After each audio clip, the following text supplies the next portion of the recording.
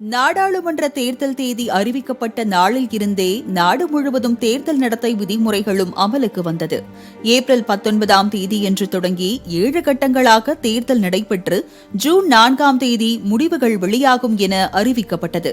அதுவரையிலும் அரசியல் கட்சிகள் தொடங்கி வேட்பாளர்கள், வாக்காளர்கள் வரையிலும் சில வரைமுறைகள் வகுக்கப்பட்டுள்ளன.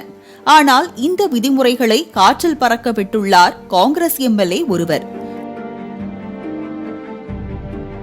மயிலாடுதுறை தொகுதியின் காங்கிரஸ் எம்எல்ஏ ராஜ்குமார் என்பவருக்கு மார்ச் 16ஆம் தேதியன்று பிறந்த நாள்.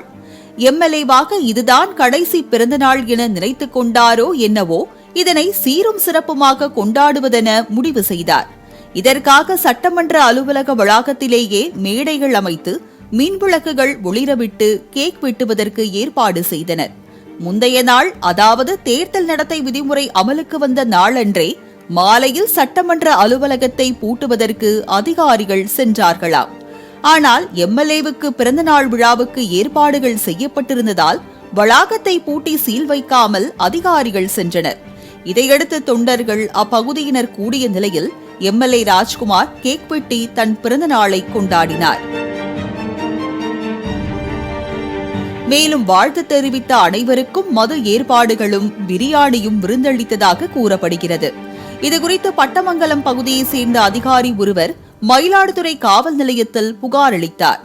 அதன்படி காங்கிரஸ் எம்எல்ஏ ராஜ்குமார் மீது 143 பிரிவு சட்டவிரோதமாக கூடுதல், 447 அத்துமீறி நுழைதல், 171 மற்றும் 1 தன் செல்வாக்கை சட்டவிரோதமாக பயன்படுத்துவது என 3 பிரிவுகளின் கீழ் வழக்கு பதிவு செய்யப்பட்டது.